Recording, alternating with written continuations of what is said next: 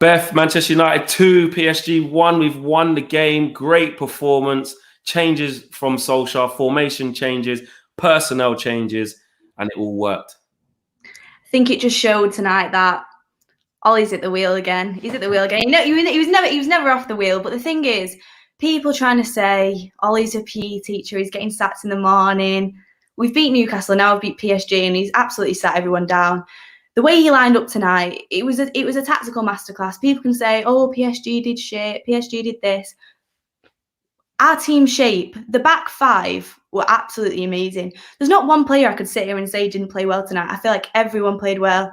Everyone played their part, and yeah, absolutely amazing. Amazing. It was brilliant, and that's just it. You got to give props to Solskjaer in that. Chips were down going into that Newcastle game off the back of a heavy defeat. He brings that confidence, and he's gone with a system that works so well for us today.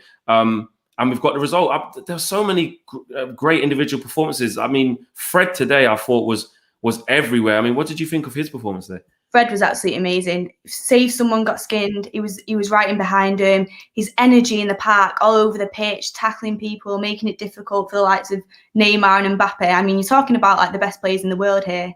And his tackling ability and the way he can just nick the ball off people and run into space, he was absolutely amazing today. I think him and Wan-Bissaka had an amazing game. Even TUANZEBE, he's not played first team football in God knows how long. He was absolutely amazing. I think Ollie's pulled a worldie with these players today, but you can't forget De Gea either. He pulled off some world class saves today, and that solidness at the back, it was shown throughout the whole team. Really, I thought Luke Shaw did really well as a left-sided centre back. I think Ollie's knows that back five, especially with them players. Tomine and Fred in the centre, it works really well against the big teams. It does, and that is what we saw. We was resolute, and what I liked about it today, Beth, was our mentality. Our mentality is something that we always question because we've seen it be rock bottom, we've seen it being awful, but also we've seen it be quite good, like times like today. Martial scores an own goal. The chips are down. We have to ride the storm for 5 minutes. Can we bounce back? Can we create more chances? And we did that. Mentality. I mean, that goal was unlucky that he headed in. I mean, people like Martial, we wouldn't have got the first goal if it wasn't for Martial.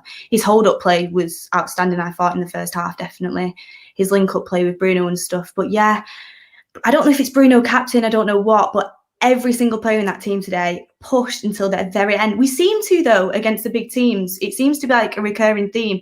Against the big teams, we come out really well, but yeah, the mentality was amazing. I mean, that's why you've got to play Rashford instead of James for me. He proved it today. He was like a bit dodgy all game, a bit non-existent. His pace got up there with his pace, but he made the wrong decision. But when he needed it, the difference between James and Rashford, he had that touch of class at the end, the touch of class to finish the game and make it 2-1. And that's why you can never doubt Marcus Rashford for me. I thought he played really well today.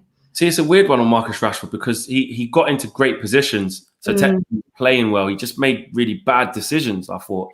But like you said there, the mentality to still keep in the game and keep your head ticking over right to the last minute to say, do you know what? I've had one here in terms of I've made bad decisions, but I'm still at it. And that is, to be fair, to Marcus Rashford's credit, because I criticize him a lot in terms of his performances do that. Like they kind of dip. He's quite inconsistent with the decisions he makes, but he has that in the locker. Exactly, he has that in the locker. When he was in that position, you know that Marcus Rashford can pull the trigger and he can shoot like that. And you need players like that. Even when Pogba came on, the likes of Pogba, having him off the bench, you know he's going to be a threat. And I thought he did quite well when he came on. Yeah. I'm glad he didn't start because I feel like the shape from the start, it was what we needed. Alex Telles's crosses as well. I'm really excited about that. I mean, if we had Cavani to come on, God knows what he could do with Alex Telles's crosses. He played really well as well. Yeah, I thought it was great. Yeah, Rashford.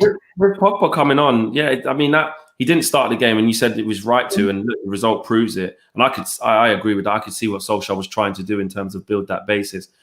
But do you think that we're starting to see that from Ollie now in terms of making the big decisions? You know, when we spoke on that Premier League show about Ollie making big decisions, sometimes he doesn't quite do it. He's making them now. Yeah, he's definitely making them. Tonight, I'm not going to lie, I thought he was going to start Pogba and he didn't. He went with what he thought would be the best shape to win the game. He didn't do favouritisms to anyone. He didn't start people just because technically they're the best player.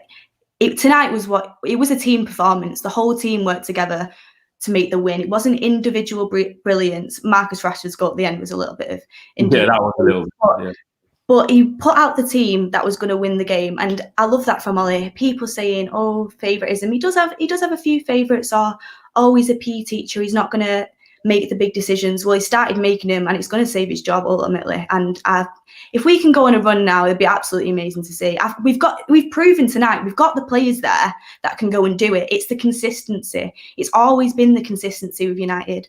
I just want to say as well, I'm really happy he started De Gea. I think he deserves it. He deserves to keep his place. He was great at the back tonight. He was, and all the talks for Dean Henderson coming in, and I was one who was like, I think Dean Henderson should come to the club and put pressure on De Gea and let me see if De Gea can react to that. And he's reacting to it. I know we had a bad start to the season, but even in those games where we lost, you wouldn't have blamed him for any of the goals. And he's been pretty solid, especially against Newcastle. And again today, it's like he's finding his old feet back. I think he's reacted really well, and I was one of them people. I wanted Henderson to come back. I don't think if Henderson's happy to sit on the bench and push De Gea, then I don't think it's us to have a problem with that. Yeah, they're spending the money on goalkeepers. It's not my money, to be honest. I'm not really bothered about that. I think if Henderson can keep pushing De Gea, it's proven. Even dropping Pogba, it's proven. You're not guaranteed a place in this team, and that's what we need. We need squad depth.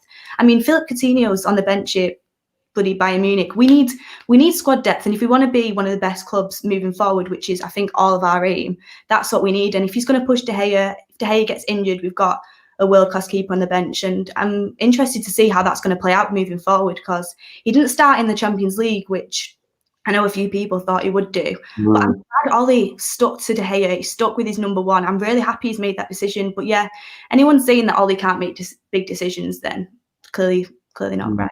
But the proof, the proof is in the pudding there. And last couple of things, Beth. I mean, against Chelsea coming up now, confidence is sky high now after this big win. Yeah. Would you like us to revert back to a more attacking formation and go for Chelsea? They got defensive frailties themselves. Personally, I would want us to go back to a back four. I think TUANZEBE deserves a chance as well after his performance. Why he's not fit? There's no reason why he shouldn't play with Lindelof. Defo knocking on the door, and I think he actually will start against Lindelof. I'd be interested to see if Ollie does start a back five like he's done tonight, because he's done that against Chelsea the last couple of times he's played, hasn't he? But I think with Chelsea's like defensive frailties, I think there's no reason why we can't line up the way we lined up against Newcastle, but interchange a few different players in there, like Maguire for TUANZEBE. I think Chelsea are there for the taking, and if we do line up attackingly, I think we could do damage if we finish our chances. That's the one thing tonight. I was like, just finish the chance. Today, wasn't it? Yeah. When Bruno's got his shooting boots on, like it's good, but you can't just rely on him.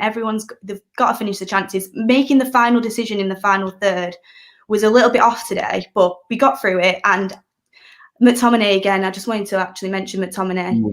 The discipline he showed after the yellow card not to come and get a red when he's up against the likes of Neymar and Mbappe. He got skinned a couple of times. Yes, but anyone's going to get skinned in one-on-one. Anyone's going to get skinned, and he was McTominay. I saw a player today, even Fred as well. They were absolutely working the socks off in the middle of the park, playing for the badge. He also got his head in a couple as well, which was nice to see. But yeah, overall, I'm really happy with the performance today. I thought everyone played the part, and it was great to see.